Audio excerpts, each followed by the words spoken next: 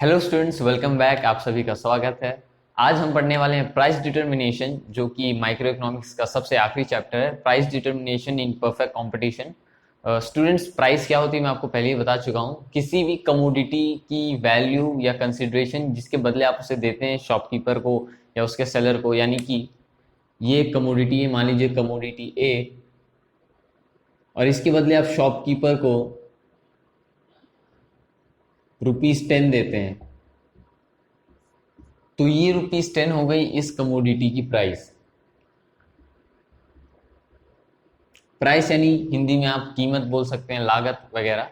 तो प्राइस, अब हम ये चैप्टर में पढ़ने वाले हैं प्राइस डिटर्मिनेशन। और स्टूडेंट्स, मैं आपको बता दूं, ये जो चैप्टर है प्राइस डिटर्मिनेशन, ये हम पढ़ेंगे सिर्फ परफेक्ट कंपटीशन में। परफेक्ट कंपटीशन मार्केट, हमने 4 कंपटीशन मार्केट पढ़े थे। पहला होता है परफेक्ट कंपटीशन, दूसरा होता है मोनोपोलिस्टिक कंपटीशन, मोनोपोली और ओलिगोपोली। ये आपने पहले चैप्टर में पढ़े होंगे इसके पहले। तो परफेक्ट कंपटीशन में आपको दोबारा बता दूं, होता क्या है। परफेक्ट कंपटीशन जहां पर होते हैं large number of sellers, homogeneous products,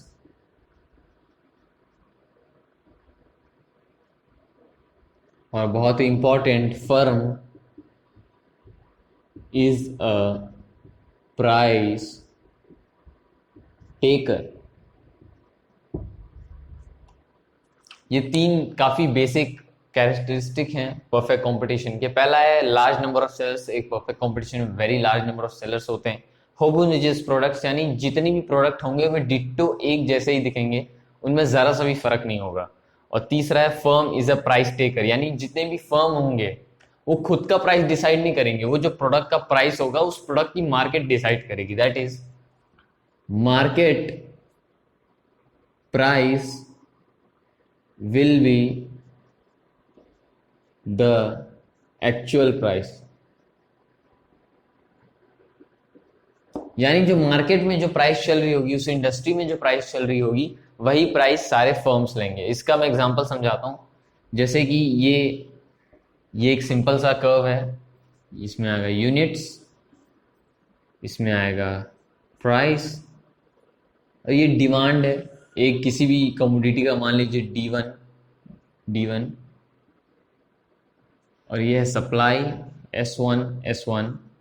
ये किसी भी कमोडिटी का डिमांड और सप्लाई का इमेजिन कर लीजिए। जैसे कि आप कार ले लीजिए, कार नहीं, कार तो एक ओलिगोपोली मार्केट में आ गया। वीट मैं सबसे अच्छा एग्जांपल दूंगा वीट का।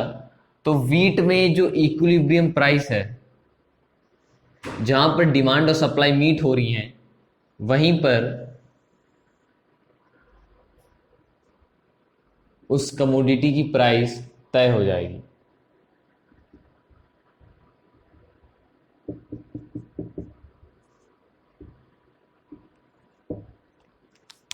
ओके स्टूडेंट्स, तो ये मैंने आपको दिखाया कि परफेक्ट कंपटीशन में जहां पर डिमांड और सप्लाई मीट हो जाती है, वहीं पर आपका प्राइस डिसाइड हो जाता है, पी। जहां पर डिमांड और सप्लाई कब एक जगह मीट होते हैं, मार्केट डिमांड और मार्केट सप्लाई जहां मीट होते हैं, वहीं पर आपकी प्राइस डिसाइड हो जाती है। तो यहां पर जो परफेक्ट कंपटीशन है, वहां पर कोई भी फर्म हो, वो प्राइस खुद से नहीं बनाती। प्राइस उसे मार्केट प्राइस के हिसाब से रखना होता है। That is why we call firm is a price taker under a perfect competition. Okay students, मैं आपको बता दूं कि अब इक्विलिब्रियम प्राइस क्या होता है, मार्केट प्राइस क्या होता है। ओके स्टूडेंट्स, अब मैं कुछ टर्म्स आपको बहुत बताने जा रहा हूँ, काफी इंपॉर्टेंट है। पहला है इक्विलिब्रियम प्राइस, दूसरा है इक्विलिब्रियम डिमांड, और है इक्विलिब्रियम सप्लाई। ओके स्टूडेंट्स, तो अब क्योंकि हम ये जितना भी पढ़ रहे हैं प्राइस डिटर्मिनेशन, वो हम एक परफेक्ट कंपटीशन के अंदर पढ़ रहे हैं। तो परफेक्ट कंपटीशन में जितनी भी प्राइस डिसाइड होगी वो इक्विलिब्रियम प्राइस, यानी जो मार्केट में जो प्राइस चल रही होगी, मार्केट में जो प्राइस चल रही होगी वही कमोडिटी का प्राइस होगा, तो होता है इक्विलिब्रियम प्राइस। तो equilibrium price can be defined as it is the point where equilibrium demand and equilibrium supply meet, यानी कि एक ग्राफ में जहां पर डिमांड और सप्लाई मीट होती है वो होता है आपका इक्विलिब्रियम प्राइस। सिंपल सी बात, जहां पर डिमांड और सप्लाई कर्व इंटरसेक्ट हो रहे हैं किसी भी ग्राफ में, किसी भी परफेक्ट कंपटीशन ग्राफ में, याद रखिएगा परफेक्ट कंपटीशन ग्राफ में डिमांड सप्लाई जहां मीट हो रहे हैं वो होगा इक्विलिब्रियम प्राइस। दूसरा होता है इक्विलिब्रियम डिमांड। इसका भी सिंपल सा definition, equilibrium demand defines that where demand meets equilibrium supply, यहाँ है जहां, यानी जहां पर इक्विलिब्रियम सप्लाई डिमांड से मीट हो जाती है वो हो जाता है आपका इक्विलिब्रियम डिमांड। उसी की तरह इक्विलिब्रियम सप्लाई, यानी कि जहां पर जो नॉर्मल सप्लाई है वो इक्विलिब्रियम डिमांड से मीट हो जाती है वो होता है आपका इक्विलिब्रियम सप्लाई। यानी तीनों एक दूसरे से जुड़े हुए हैं, ज्यादा कोई डिफरेंस नहीं है इनमें। और एक और कुछ टर्म्स हैं, पहला होता है वायबल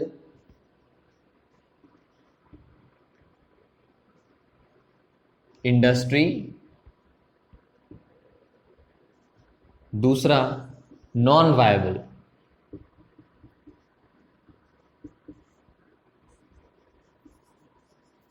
इंडस्ट्री। ये दो तरह की इंडस्ट्रीज होती हैं स्टूडेंट्स, वायबल इंडस्ट्री और नॉन वायबल इंडस्ट्री। इंडस्ट्रीज को दो पार्ट में बांटा गया है। तो वायबल इंडस्ट्री की कैरेक्टरिस्टिक ये है कि जहां पर भी इनकी डिमांड और सप्लाई कर्व मीट हो जाती है, यानी अगर आप इनकी वायबल इंडस्ट्रीज की डिमांड और सप्लाई कर्व बनाएंगे तो एक जगह मीट जरूर होंगी। लेकिन नॉन वायबल इंडस्ट्री में ऐसा नहीं होता। अगर उनका हम कर्व बनाएंगे तो हो सकता है उसका डिमांड का वैसा जाए और सप्लाई का वैसा जाए, तो उनकी डिमांड और सप्लाई कभी मीट नहीं होती। और ये एक काफी इंपॉर्टेंट पॉइंट है जो नॉन वायबल इंडस्ट्री में हम पढ़ते हैं। नॉन वायबल इंडस्ट्री का एग्जांपल आप ऑटोमोटिव इंडस्ट्रीज ले सकते हैं जहां पर कार्टेल्स बन जाते हैं। ओलिगोपोली का सबसे अच्छा एग्जांपल होता है। कार्टेल बन जाते हैं तो सप्लाई वो खुद कंट्रोल कर लेते हैं, उन्हें डिमांड से ज्यादा इशू नहीं होता, ज्यादा कंसिडरेशन नहीं देते वो डिमांड को, अपने हिसाब से वो मार्केट कंट्रोल करते हैं। ओके स्टूडेंट्स, अब मैं आपको बताऊंगा कि प्राइस डिटरमाइन कैसे किया जाता है under perfect competition. Okay students, अब मैं आपको एक नॉर्मल सा ग्राफ दिखाता हूं।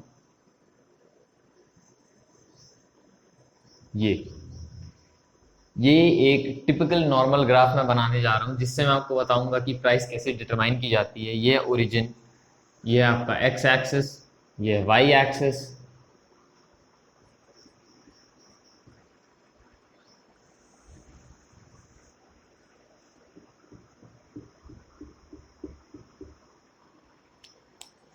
यहां पर यूनिट्स,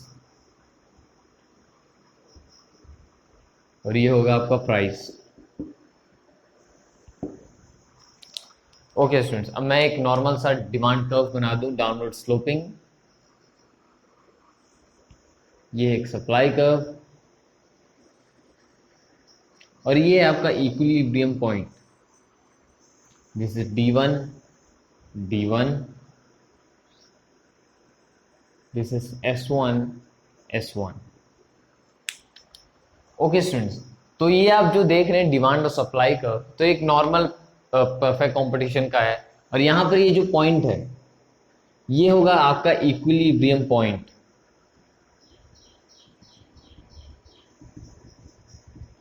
यानी ये जो प्राइस है यहां पर डिसाइड होगी और ये क्वांटिटी कितनी सप्लाई हो रही है यहां पर डिसाइड होगी। लेकिन अब इसमें दो सिचुएशन आ जाती हैं, वो है एक्सेस डिमांड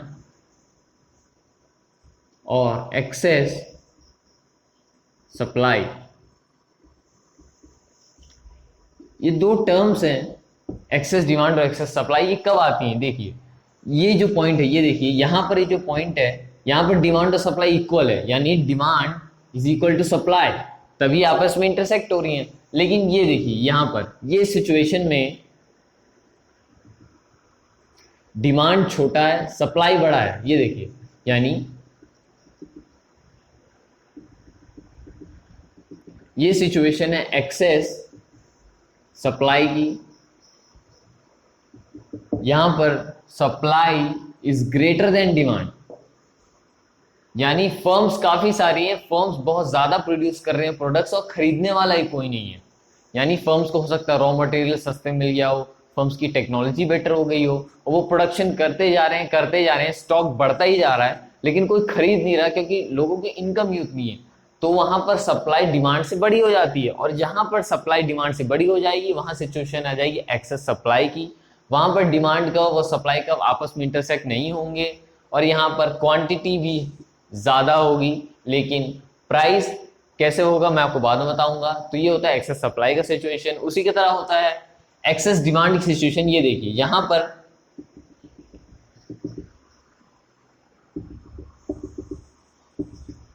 यहां पर जो सप्लाई है वो डिमांड से कम है, यानी डिमांड काफी ज्यादा है, that is demand is greater than supply.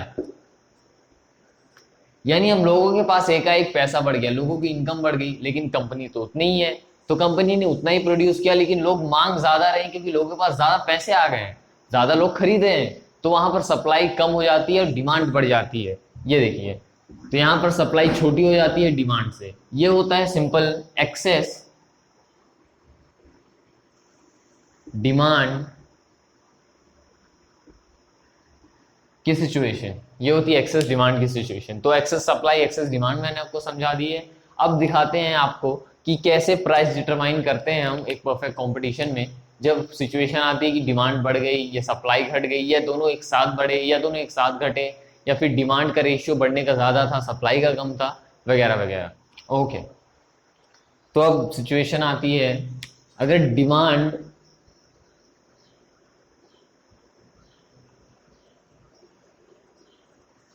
Demand rises. अब डिमांड राइजेस तो दो सिचुएशन होगी, पहला होगा इंक्रीज इन डिमांड, दूसरा इंक्रीज इन क्वांटिटी डिमांडेड।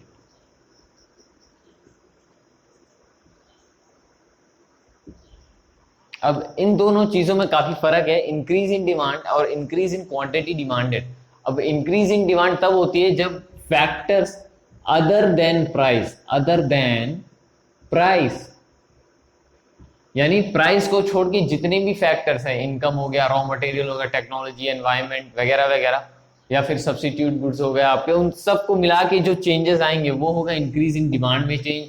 लेकिन जो इंक्रीज इन क्वांटिटी डिमांडेड, यानी प्राइस के ऊपर बढ़ने से या प्राइस के घटने से जो चेंजेस आए वो होता है क्वांटिटी डिमांडेड। तो हम इस चैप्टर में फिलहाल इंक्रीज इन क्वांटिटी डिमांडेड नहीं पढ़ेंगे, हम पढ़ेंगे सिर्फ इंक्रीज इन डिमांड। तो इंक्रीज इन डिमांड कैसे होता है, हम एक सिंपल सा ग्राफ बना लेते हैं एग्जांपल के लिए।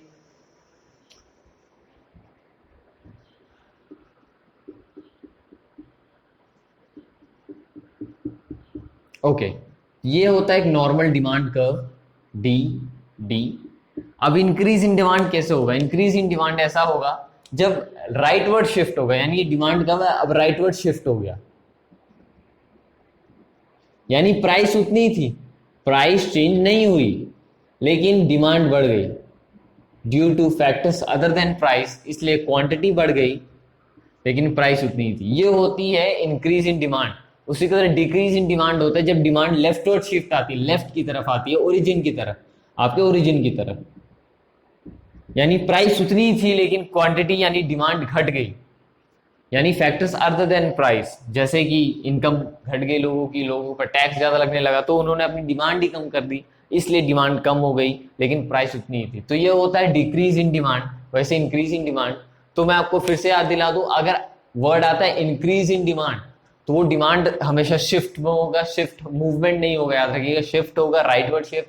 अगर वर्ड आता है डिक्रीज इन डिमांड तो वो होगा लेफ्टवर्ड शिफ्ट। और increase and decrease in demand ये जो होता है, ये फैक्टर्स अदर देन प्राइस, यानी प्राइस को छोड़ के जितने भी फैक्टर्स हैं प्रोडक्शन के, उनसे ये इफेक्ट होता है, जैसे कि इनकम हो गया, एनवायरमेंट वगैरह, मैंने आपको एग्जांपल दे दिए हैं। अब दिखाते हैं कि डिक्रीज इन डिमांड और इंक्रीज इन डिमांड होने से सप्लाई कर्व, जब मैंने तो इसमें सिर्फ डिमांड कर्व बनाया, अब सप्लाई कर्व हम बनाएंगे तो कैसे उसमें सिचुएशन आएगी।